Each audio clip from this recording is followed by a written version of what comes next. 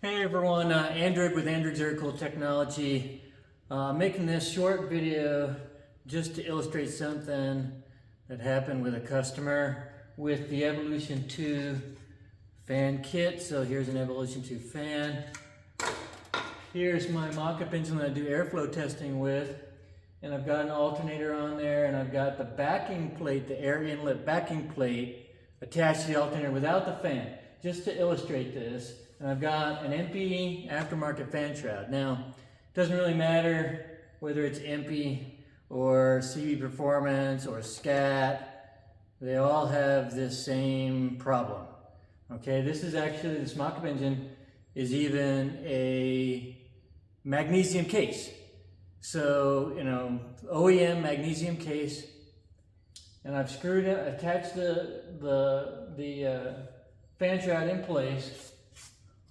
And just to illustrate, I have this put on the back of this alternator. Now alternators, these aftermarket alternators, even the Bosch alternator, they vary in diameter.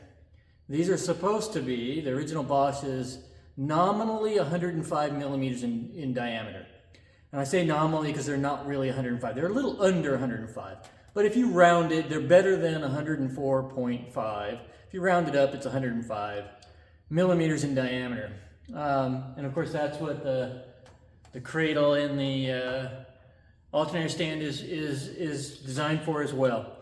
And so, but aftermarket alternators, they vary in diameter a lot. None of them are, unfortunately, are larger, because actually it'd make it easier, and I'll explain in a minute, are larger than the original Bosch. Most of them are smaller in diameter. This happens to be one of the worst ones. This one is actually like 103 point something. I forget, I have the exact measurements. This is a Cooltech alternator. I bought a bunch of different alternators, measured them. A lot of them vary in terms of the shaft length and the thread length, and those can cause problems with installation, but they're minor. You can use some spacer washers. You can get over that problem. This issue can cause this air inlet to break, okay? And a lot of people just don't notice it because they just strap things down, and when you have a steel backing plate like these, they'll just kind of bend. They'll flex and bend. This will flex and bend too. And most of the time, depending on the size of your alternator and the fan shroud combination you have, most of the time it's probably okay. It'll flex a little bit, but it's not enough to cause any of these support stays here that hold this whole thing together in place. You don't want to be bending this, okay? It's not steel. It might break. I had one customer, only one so far, where it had this problem and it actually broke this. And then it ruined the fan because when it broke, the stay was sticking out into the fan shroud and the fan was hitting that. The blades of the fan and all that held up just fine, but because of that just constant like hitting, it actually wallowed out, where the fan mounts. So I'm going to illustrate this for you by, I just set this without, get it lined up real nice. Just sit this on there. Not even strapped down. If you strap it down, it gets even worse. And I'm going to take the camera and I'm going to show you how misaligned the holes are to the fan shroud. And this is because of the height, the varying height. So give me a second here. I'm going to zoom in where hopefully you'll be able to see what I'm talking about. And you should be able to see how far off those holes are. They're really far off. And if we look down, I hope you can see that in there. If you look down in here, right down in here, you can see the fan shroud is hitting, is right up against the crankcase. And you can see it's not actually sitting down where it's supposed to be sitting down. This is one of the dimensional problems with these aftermarket fan shrouds, is these things are too low. This is too low down here. So what you get is a fan shroud that doesn't sit far enough. Then it's exacerbated by the fact that the alternator is smaller than it's supposed to be. So that's making this all sit down. now you've got holes that don't align at all. So what I recommend you do, there's two solutions to this problem or combination.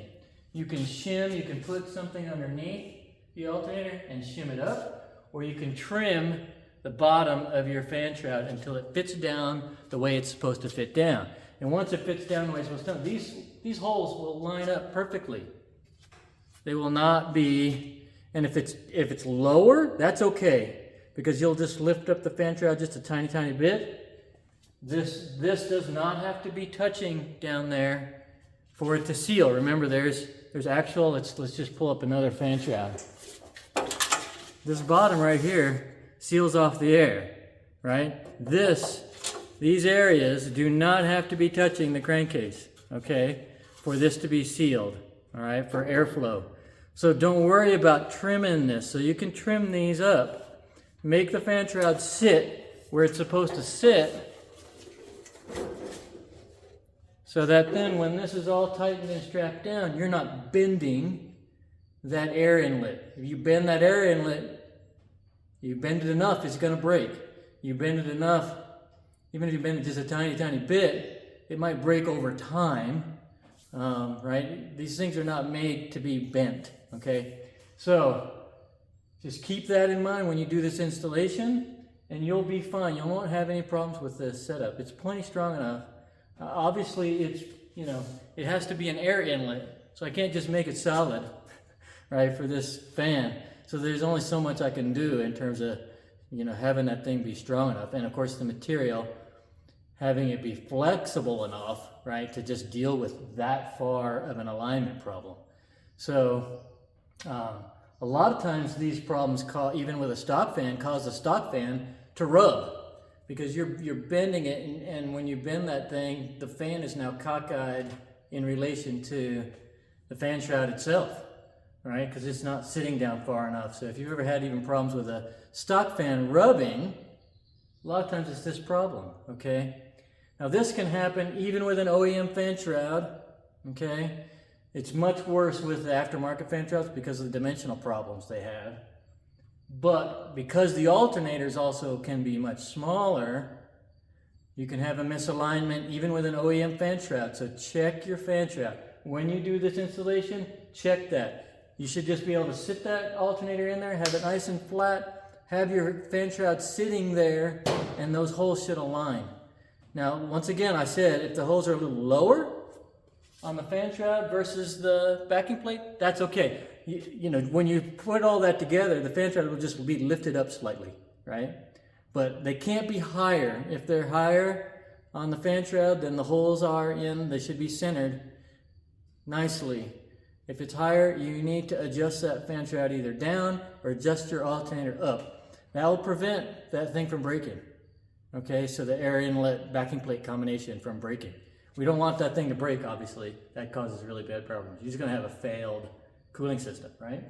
So I want you to keep that in mind. Look at that really closely when you do your installation before you just put everything together and slap it on there, crank down that strap, tighten it all up, and then you got this thing bent. You may not even be able to see that it's bent, but it will break eventually. So keep that in mind, and I appreciate you guys' time. I appreciate all the support on this product. But this is going to be a little addendum to the installation video. I'm going to add it onto that so everybody sees this when they watch the installation video, but I'm going to send this out separately as well. Appreciate it again for all the support in the business. Couldn't do any of this without you guys, and we'll talk to you later. Bye-bye.